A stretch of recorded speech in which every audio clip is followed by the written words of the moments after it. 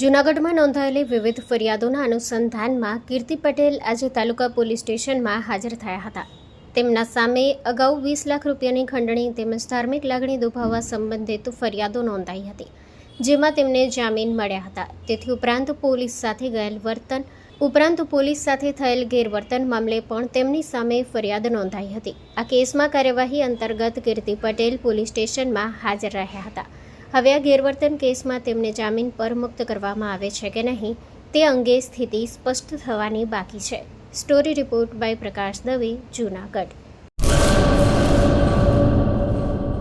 પેઢીઓની પ્રીત જ્યાં વિશ્વાસનું છે નામ, કલા અને સંસ્કારનું ગૌરવ બનતું આથા. 5મી પેઢીના વારસામાં ઝળકે સોનાની શાન, મોક્ષા એટલે અંતરની શ્રદ્ધા અને સાચું સન્માન. 5 પેઢીનું આ સાથ સદાય અમર રહેશે. 5 પેઢીનો અતૂટ વિશ્વાસ એટલે કેરાનું ઘરેણું મોક્ષા જ્વેલર્સ.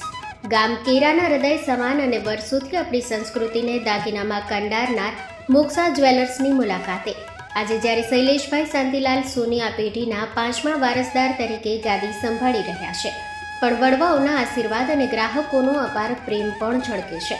પારણાના ચાંદીના વાસણથી લઈને લગ્નના ભવ્ય ઘરેણા સુધીનું અદ્ભુત કલેક્શન, જૂની કલા અને નવી સ્ટાઇલનો અનોખો સંગમ, ભગવાનના શણગાર અને ગિફ્ટ આર્ટિકલ્સ માટેનું ઉત્તમ સ્થાન. તમારા જીવનના દરેક સોનેરી અવસરને બનાવો વધુ ખાસ મોક્ષા જ્વેલર્સ સાથે. તો નોંધી લેશો અમારું સરનામું: મોક્ષા જ્વેલર્સ, કેરા, તાલુકો ભુજ, કચ્છ.